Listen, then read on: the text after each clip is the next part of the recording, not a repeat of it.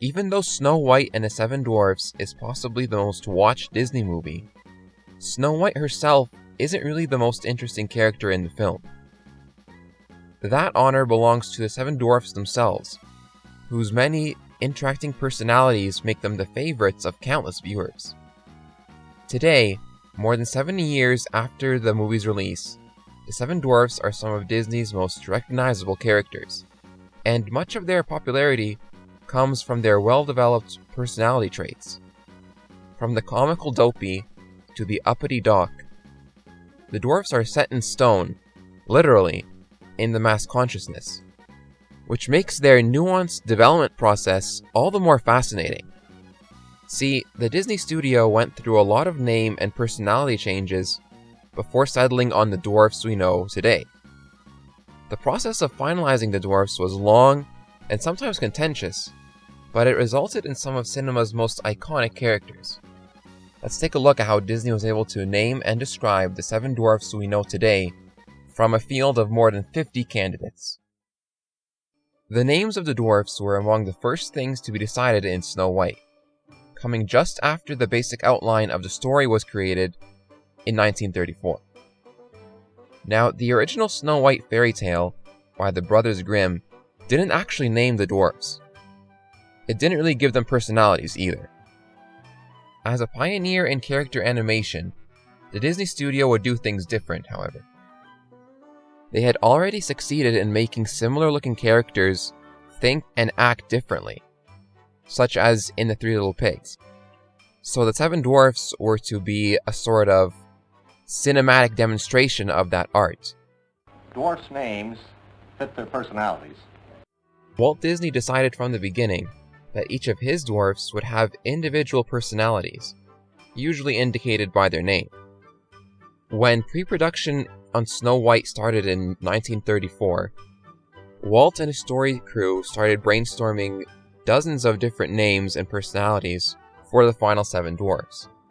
The crew thought up at least 50 different names, with each one being a distinct personality trait, and thus a sort of summary of that potential dwarf's character. It's a pretty long list, and a window of how different the final movie could have ended up being. Some of these do strike me as interesting choices. You have names like Silly, Scrappy, Doleful. Then you have choices like Goopy, Hungry, Graceful, Blabby. It's a lot of different names, and some of them were actually popularized outside of Disney as well. You may notice the Snoopy possibility right there. Peanuts writer Charles Schulz would say that he was grateful Disney didn't pick Snoopy as a dwarf, because then his Snoopy would have had to have a different name.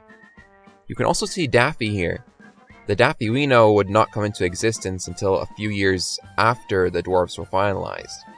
But if Disney had used that name, then it's possible the Warner Brothers duck would be known as something different today. Anyway, this was a long list, and the animators would consider these names long and hard for months. Getting them down to 7 was not easy for Walt and the story crew. The huge list would be shortened over time, with most suggestions remaining, well, suggestions. A few did make it into the next stage, where they were described and given personalities. This was the stage where the dwarfs we know were developed. There was the leader, the pompous windbag Doc. There was the optimistic, cheerful Happy. The shy, blushy, bashful had a secret crush on Snow White. Grumpy was short-fused and pessimistic, but had a soft heart. Sleepy was self-explanatory. Beyond the final dwarfs, there were also dozens of other personalities that the studio created. Some made it further than others, but all had an impact on the movie in some way. One example was Wheezy, who was to be the shortest and fattest dwarf, always last in line. I guess he had a hard time catching up, hence his name. Another one was Baldy, who was, well, bald, with floppy ears. He was the shy type, giggling and getting red in the face. Baldy was never used, but pieces of his personality were carried over into other dwarfs.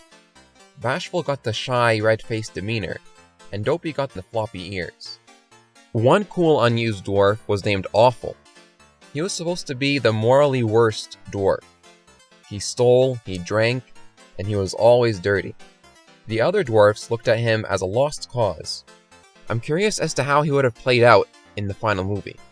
Would his corruption have been played for laughs, or would he have gone on a redemption arc like Grumpy did? The one that made it closest to final approval was Jumpy. Jumpy was a twitchy dwarf, always wary of danger. He would mix up his words and sentences, much like Doc does in the final movie. We're mad as hornets. Mad as hornets.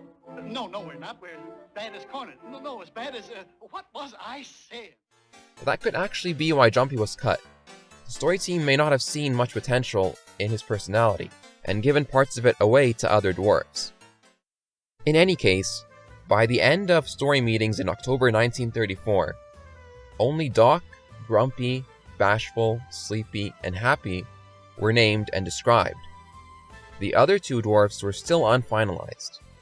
One was Jumpy, and the other was a still unnamed deaf dwarf.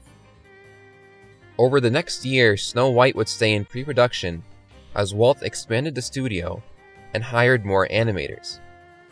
This gave the story team more time to flesh out the dwarfs and finalize the list of characters. The unnamed seventh dwarf lost his deafness and slowly morphed into a dim-witted mute. As we all know, he would be named Dopey, but not after some debate. Some of the story crew thought the name Dopey was too modern and suggested drugs, which isn't too hard to believe, but Walt still wanted to use the name.